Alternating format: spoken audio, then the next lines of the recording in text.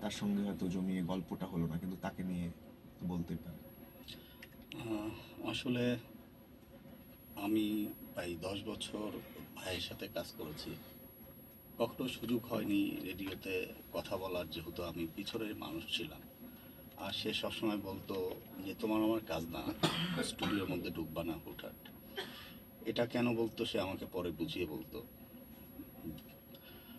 ভাইয়ের সাথে পথ চলা একদম হঠাৎ করে যদি একটু স্মৃতিচারণ করি আমি, তাহলে ইন্ডিপেন্ডেন্ট টেলিভিশনের সুমিত ভাই, যার নামটা না বললেই না আজকে, উনি একদিন হঠাৎ ওনার সঙ্গে আমার দেখা, ঢাকা কোনো একটা জায়গায় কোনো একটা এজেন্সিতে। উনি আমাকে বললেন যে রনি, তুমি তো অনেক দিন মার্কেটিংয়ে আছো, মিডিয়াতে পত্রিকাতে ছিলা, তুমি রেডিওতে এফএম রেডিওতে কাজ করবা। আমি বললাম ভাই যদি হয় করা যায়। তো আমাকে বললো একদিন চ্যানেল আইতে এসো। আমি বললাম চ্যানেল আইতে রেডিও? আমি আসলাম, উনি নিয়ে আসলো, আমি ঢুকে তো আসলে অবাক। এখানে নুরের আপু বলে গিয়েছেন যে আমরা 90s কিড যারা ছিলাম, আসলে শামসুমন, সুবর্ণ, মোস্তফা বা তৌকির, আরও যারা ছিলেন, তারা আমাদের কাছে আসলে হিরো। একটা আইডলের মতো, একটা হিরোর মতো ছিল। ওনাদের নাটক দেখে বড় হয়েছি। এই মানুষের সামনে আমি বসবো। আমাকে হেসে বললেন যে বসো, তোমার নাম কি? আমি সহজ সরলভাবে বললাম রনি চক্রবর্তী।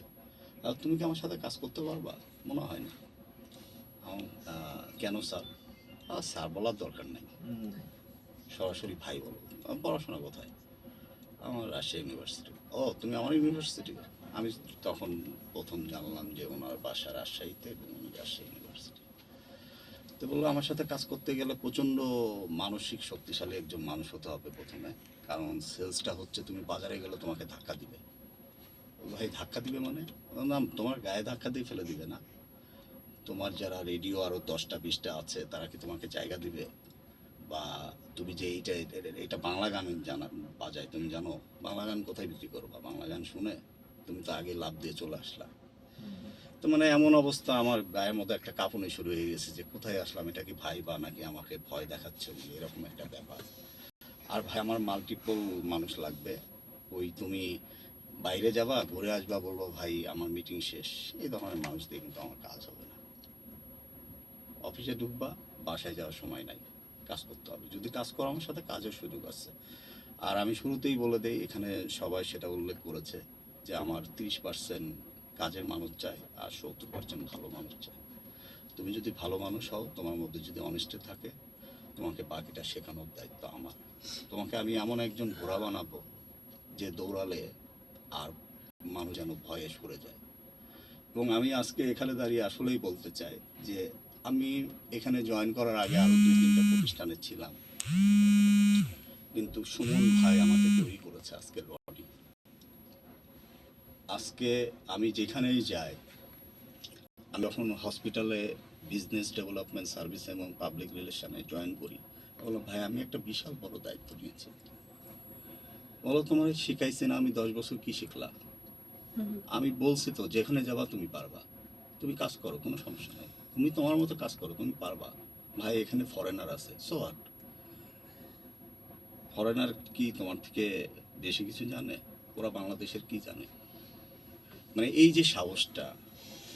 আর আমি আসলে কথা বাড়াবো না, এখানে অনেকেই আছেন আমার সিনিয়র বা আমার সহকর্মী, তাদের সাথে যে আমার কতটা আন্তরিকতা ছিল।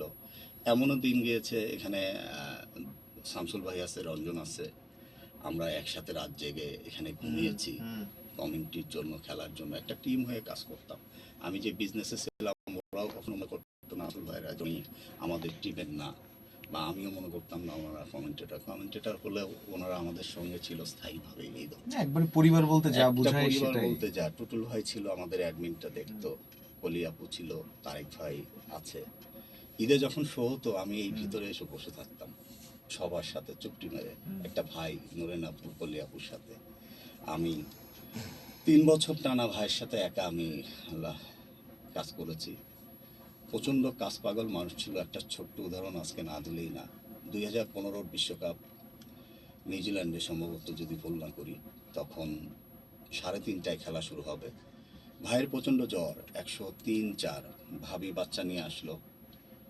কথা হলো, আমাকে বললো রনি তুমি যদি আশ্বস্ত করো ভাইকে নিয়ে যাবো। আমার ভাবি হ্যাঁ ভাইকে নিয়ে যান, ভাই আপনি যান। সে যাবে না, আমি মাহফুজ ভাই আরও যারা ছিলাম জোর করে তাকে পাঠালাম। আমরা রাত জেগে শিডিউল টিডিউল করেছি, সব কিছু অন এয়ারে প্রস্তুত। আমি মাহফুজ ভাই এসেছি, মাহফুজ ভাই অন এয়ার করলো, আমি শুধু হাত মুখটা ধুতে গেছি। একটা লম্বা ছায়া ঘুরছে, আমি বললাম যে এত ভোরে অনেক সময় ভূতের গল্প গল্প শুনি, এইটাই কিছু কিনা অনেক জায়গায়। না সুমন ভাই, ভাইয়া আপনি, তখন বাজে অলমোস্ট 3টা, সোয়া 3টা এরকম। বলতেছে আমার ঘুম আসেনি, আমি যে 12টার সময় গেছি আমি একটু ঘুমাই নাই রুমে। কেন ভাইয়া? আরে তোমরা কাজ করবা, জেগে আসো আর আমি ঘুমাবো, এটা কোনো কথা? তা আসলে সুমন ভাই সাসে টাইপ মানুষ ছিলেন, প্রচণ্ড কাজকে ভালোবাসতেন, সবসময় কাজের মধ্যে রাখতেন।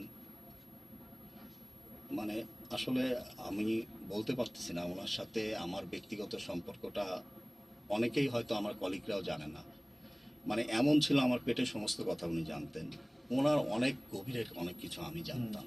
একটা বড় ভাই ছোট ভাইয়ের মতো একটা আবদারের জায়গা হয়ে গেছিল। আমি জানি আমার জীবনে আমি যতদিন বেঁচে থাকবো আর কখনো শামসুমনের মতো একজন বস আমি আর কখনোই পাবো